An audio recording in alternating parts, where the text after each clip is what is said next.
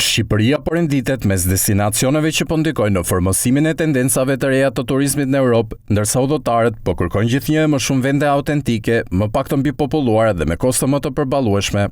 Vlerësimi vjen nga revista ndërkombëtare Travel and Tour World, artikulli së cilës u shpërnda nga Agjencia për Media dhe Informim. Revista e paraqet Shqipërinë si një destinacion në rritje që po tërheq interesin e turistëve përmes ndërthurjes së natyrës, Bregdetit, trashëgimisë kulturore dhe mikpritjes tradicionale.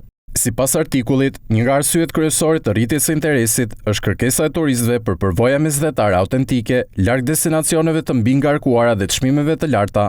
Shqipëria po shihet gjithnjë më shumë si një alternativë ndaj vendeve tradicionale të mesdheut, duke ofruar plazhe, qytete historike dhe peizazhe malore me kosto më të ulta.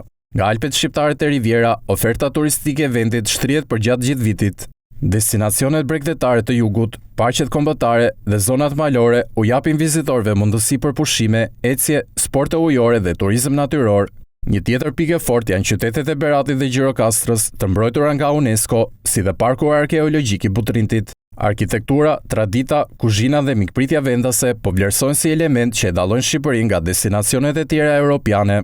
Revista nënvizon se zhvillimi i turizmit shqiptar po ndikon edhe në tregun më të gjerë europian, në një kohë kur udhëtarët po orientohen drejt vendeve më të përballueshme dhe më pak të prekura nga turizmi masiv. Megjithatë, rritja e numrit të vizitorëve shoqërohet edhe me sfidën për të ruajtur mjedisin, trashëgimin kulturore dhe vlerat autentike që kanë rritur interesin ndërkombëtar për vendin.